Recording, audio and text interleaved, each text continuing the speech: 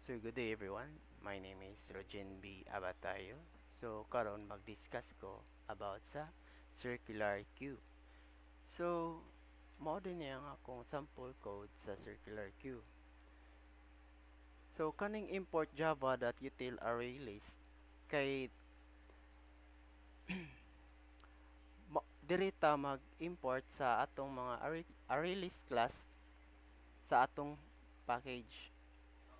So diri dapita mao ni diri na ta mo declare og three private variables nga nagrepresent sa atong kuan. So kani mao ni kaning tulo, ang size, front og ang rear. So mao ni siya ang atong tulo ka private variables. Unya diri sa kuan sunod nya linya arita mag create og array list sa integers nga mo para mo store ta og mga queue elements. So kani nga linya kay mao ni atong gitawag og constructor para makuha sa size sa atong argument. So kani dili nato initialize ang size sa atong variable. And then kani nga next line kay ari nato ma-initialize ang front ug ang rear nga variables. So diri ari na sad ta sa sunod. So kani siya gitawag nato og method. So diri ta mag-add og element sa ato ang circular queue para makakuha ta og data. Then dire ari na nato i-check atong queue kung puno or empty ba. So kani mao na ni siya ang ikakuan ani ikaparan kay makita dito i-print ni niya nga message kaning queue is full og napuno na to ang iyang queue. So diri na sad ta sa sunod nga linya kaning else sa else if. So ang else if di ay kay arita magkuan og ang atong front is -1 nya mo indicate na tag empty queue. So ang ikaduha nga else if kay ari na to ikuan kung ang atong rear kay sa kinalasan sa queue ug ang kinaunhan niya queue kay not in the beginning, so wala nag-una. So diri kaning rear equals queue kay so diri ta mag-set og bag-o nga rear nga ibalik nato sa kinaunhan. Then kani nga linya kay ari na nato i-set ang value sa atong rear position nga gikuha nato bag-o nga data. Sunod kay else. So ari nato i-makuan nga ang queue ba puno or empty pa ba.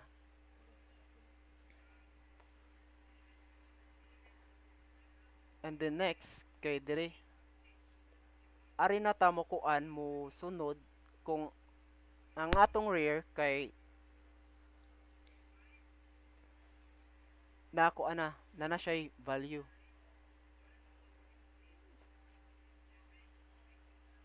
So dire kay ug ang atong front kay na behind na sa atong rear. So kuan ra gyud na siya kanang pareha gyud siya same as position. So dire ari na ta sa queue mag-add na ta. So diri kay mo-add na ta og bag-o nga data. So which is ang atong queue sa rear position. And then Sa diri nga linya kay dili ta mag-set og bago nga value sa rear position dapita. So dili na ta magkuan og bag-o nga data. So kaning ari na ta sa public int DQ. So ang DQ di ay kay mag-delete ta og kuan.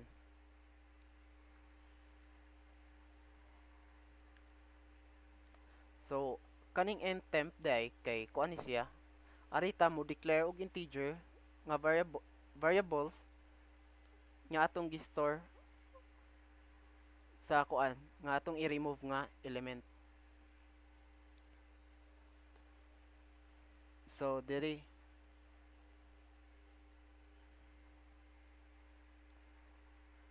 if so diri kaning if front, so og ang atong front kay katotong front kay kuha na to ang kinunhan kay ikakuha ato ika-DQ, so ika-delete ato kay mahimo to siyang empty.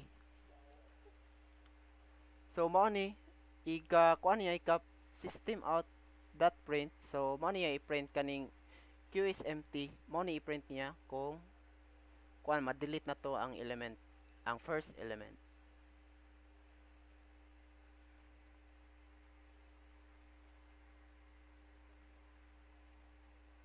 So diri na ta sa if statement na pod.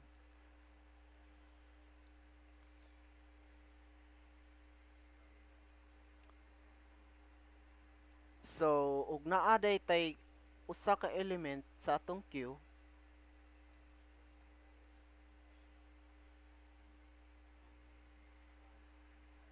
ato na siya i-set og ang atong front, so mahimo na siyang -1 kay gimaynusa naman nato ay ato man gidelitan, so na-empty na to, so mahimo na siya -1.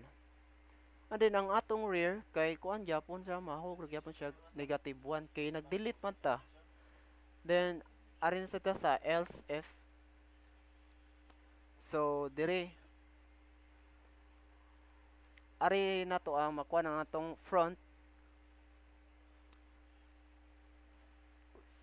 So ang atong kuan atong first element kay ato mang ni-delete, then atong sunod nga element, so mao man to atong kuan atong last.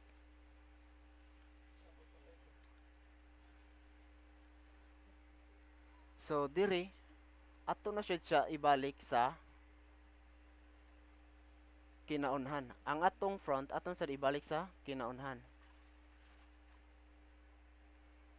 So diri ari na ta mag move sa atong front para makuan ta og next position para sa atong circular. So kaning return temp kay mao din ni ang atong kuan. Katong ang return temp kay mao ni katong ato ibalik ang katong gi-delete nato nga element. Ang first element which is ang front. So dili ta sa public void display queue. Ang public void display queue kay mao ni siya ang method niya mo display sa atong element which is ang circular queue.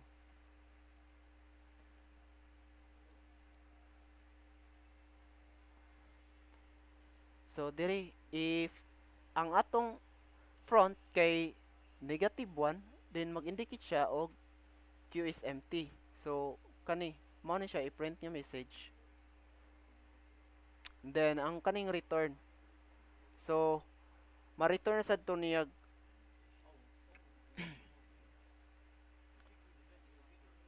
and then sunod kani ari na nato i-print ang elements in the circular queue. So unsa man ang atong elements in circular queue? So diri ari ato na siyang kuanon. So diri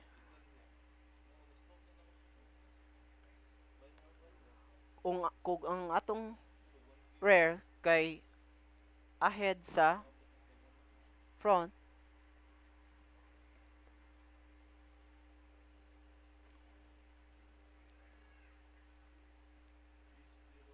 So arita diri mag-loop.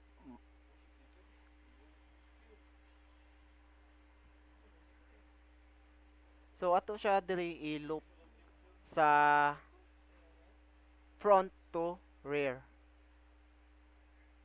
Then diri ato na siya i-kuan. Kuha na to ang kinaunhan niya element, which is ang atong gipangita kay ang elements in the circular queue. Then else, so diri na nato kuan ang sunod nato nga element. And diri sad sa ikatulo, so diri na to pangitaw ang atong elements nga gipangita nga atong i-display.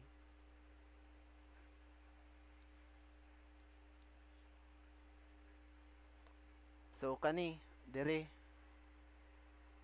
ari na ta mo sunod kay ato na naman siyang i-display ang atong mga elements nga ato i-output.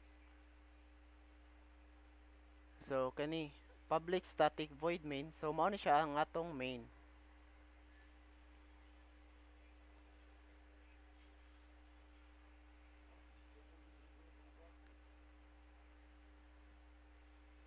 So kani kay diri ta mag-create or magbuhat og bag-ong circular queue object nga gikuha na to og size nga 5 ka size.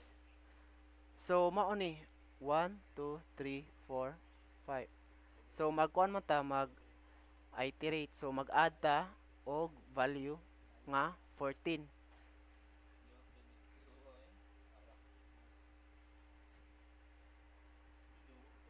So mao ni ang atong output.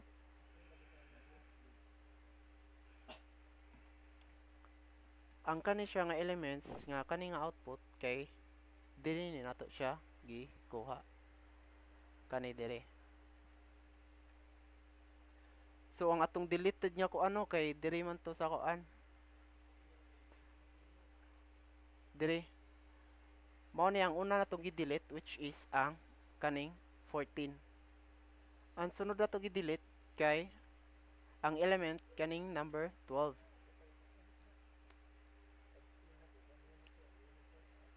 So ang una natong gi-print nga elements in circular queue are 13 ug 16. So gi-minusan nato, so mao man to ganiya katong gi-DQ man nato ang 14 og ang 22. So ang bag-o nato nga kuan nga elements in circular queue mao na ni ang 13, which is duha na lay nabilin kay gi-DQ man nato ang first ug ang second nya element.